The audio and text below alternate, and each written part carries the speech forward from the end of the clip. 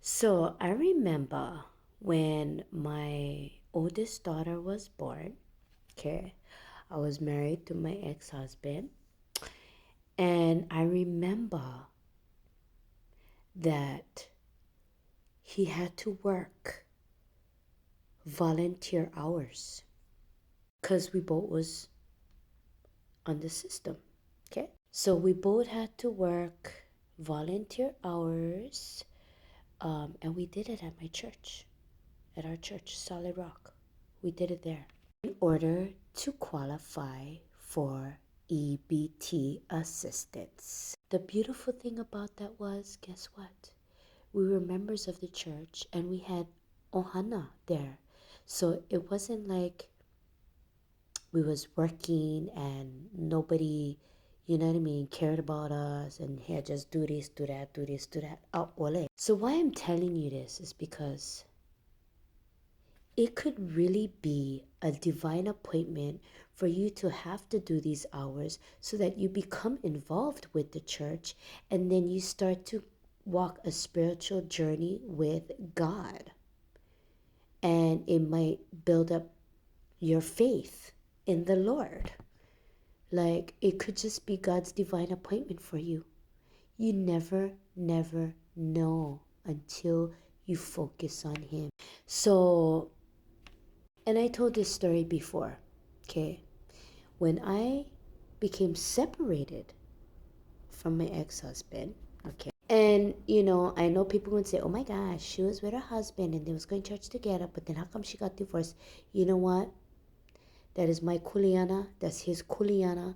It doesn't say that we should doubt God, okay? Because people have their own choices that they make, okay? And with each choice, there's a consequence, especially if it's something that is ungodly.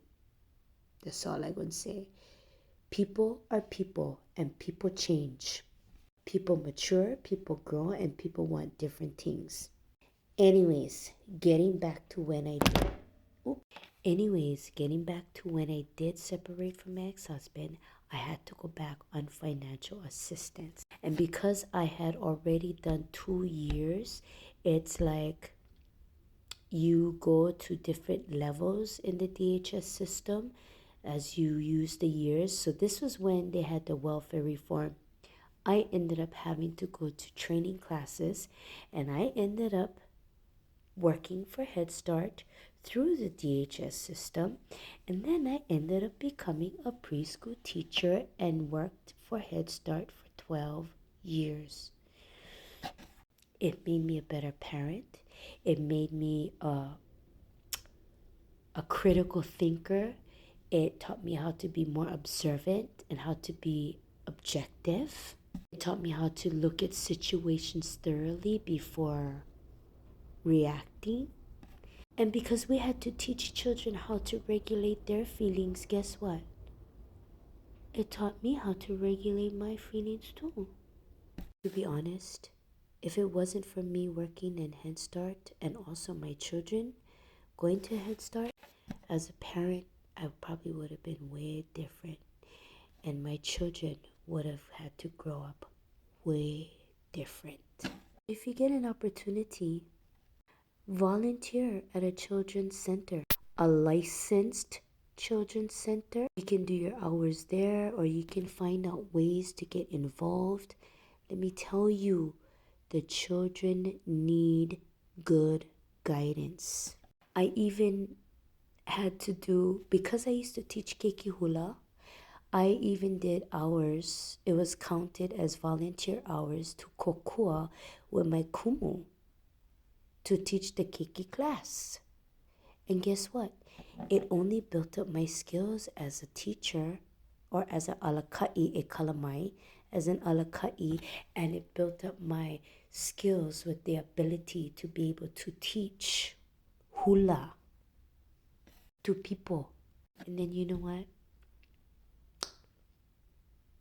Every year I used to teach my kids a hula. And we would have hula day. Not hula day. Our lessons would be Hawaiian, because Hawaii is very cultural. We have to teach culture in Hawaii. And of course, I was the one. I used to teach them about the volcano, and I used to teach them about the honu, and then I used to teach them about the ipuheke, and the pu'ilis, and ili-ilis, how to dance hula with them, and how to listen to the beat of the ipu with each step. Those are fun days. When I came to Vegas, I even taught my class over here how to dance hula. I worked for 2 years at a private preschool here, and I taught them Hawaiian words, and it built up my teaching skills as a preschool teacher as well as a laka'i. So there's no negativity in volunteering at a church or volunteering at a community center where they have different programs for kids and teenagers. There's only benefits to that. Only benefits, you guys. So stop being lazy. Okay, what is 80 hours a month? If that's what they're gonna do, what is 80 hours a month? Then, like I said, if you really gotta buy junk food and all that kind of stuffs, then get a job and spend your kala to buy what you like for junk food. Okay, but even then, you gotta budget. Cause you know why? In my house, I don't want junk food really. Well, I have a freaking tray of cookies for my daughter's birthday. I was gonna show her. She's like, I'm still eating it. I said, oh, this thing's stale already. What I'm saying is that it teaches her how to make better choices when you have restrictions, okay? Like for me, my major restriction was my daughter's food intolerance. Okay, so I couldn't buy any kind crap food for her. Couldn't. And till today, I mean, she's not here, but I don't, because I'm just so used to not doing it. I don't even think about it. Well, I do have cookie dough in my fridge, but that's about it.